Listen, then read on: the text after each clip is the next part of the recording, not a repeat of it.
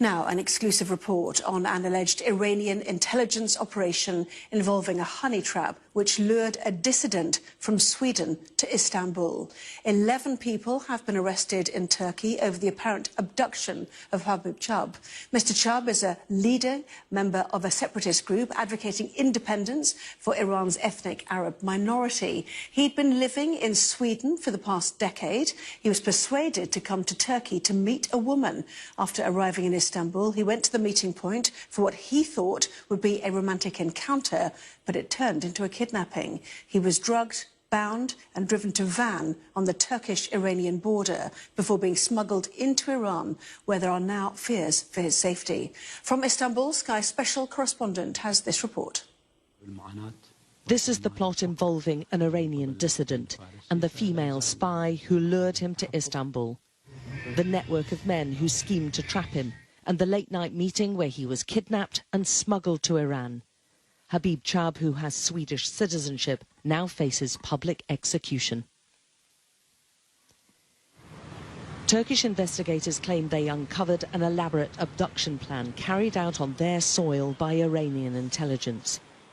The honey trap was this young woman, according to the Turkish authorities. In these pictures, she's seen checking in for a flight to Istanbul.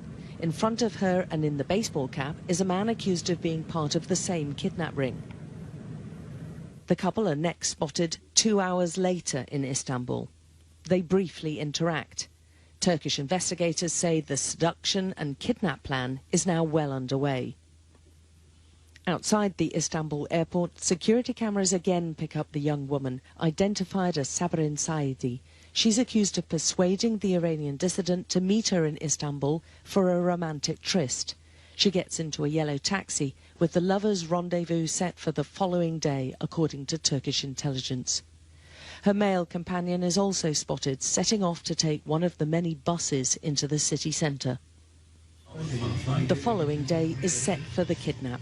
Hours before the victim arrives, 3 of the gang are seen meeting in a city centre cafe. A short time later, 2 of the men are seen leaving and are picked up moments after that, seen here on the left, at the neighbouring hardware store, where they go about buying cable ties of different sizes. Turkish investigators say these will later be used to tie Habib Chubb's hands and feet. Just before 7, security cameras pick up their victim at passport control in Istanbul. Mr. Chubb is spotted walking through the airport to go to a mobile phone counter where he appears to buy a SIM card. About an hour after he's arrived in Turkey, he's seen getting into a blue taxi. The journey from the airport is about 77 kilometres to the rendezvous point at a petrol station in the city's west. It takes him nearly 2 hours. Before he gets there, security cameras show a white transporter arriving. You can see it at the top of the screen. They're popular in the city amongst private taxi drivers. Turkish officials say the people inside a dark saloon car, which drives through the petrol forecourt, are working in tandem. They wait in the nearby fast food lay-by. Mr. Chubb's blue taxi is seen sweeping into the petrol station, and after checking his female friend is waiting, he collects his case from the boot of the car and heads off to meet her. The petrol station, which was the meeting point, looks quite different in daylight. I'm taking the same route that the Iranian dissident took that night. And round the corner is where he thought he was going to be meeting his female contact, where the van was parked. But once there, the Turkish authorities say he was kidnapped, drugged and tied up. And within hours, he would be en route to being smuggled across the border to Iran. The gang accused of the kidnap travelled through the night, according to the Turkish investigation. But their first pit stop was at a petrol station about 80 kilometres away. Security cameras show the same transporter pulling in to fill up with petrol. Turkish officials say Habib Chubb is inside at this point, heavily sedated and tied down, whilst one of the gang goes into the garage shop to buy refreshments. They continue the journey, which is a marathon 18-hour road trip across the country, about 1,600 kilometres east to the town of Van, not far from the Iranian border. The following day, by late afternoon, the transporter is seen in Van centre, this time with a smaller white car accompanying it.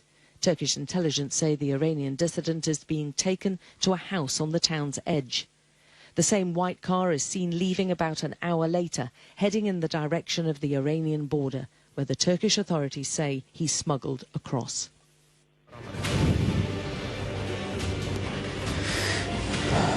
Two days later, Habib appears on Iranian state television.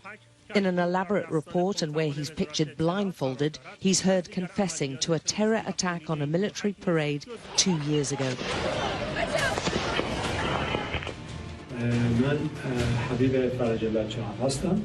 Other Iranian dissidents insist that confession was forced from him, and he's a political dissident who'd been living in Sweden for more than a decade. His friends say he faces being executed and want the EU to step in urgently. So they can use their diplomacy and bring him back at least to save, you know, their reputation, save their power. This is very important for us, you know, because we believe in the European, you know, community anyway. The Turkish authorities have made a string of arrests after claims the kidnap was part of a prisoner swap with Iran. That's been vehemently denied. The exact involvement of the young woman at the centre of it all is still shrouded in mystery. Whatever the truth, Turkish investigators say she was smuggled back inside Iran, leaving shocked Iranian dissidents all over Europe wondering just how safe they are. Alex Crawford, Sky News in Istanbul.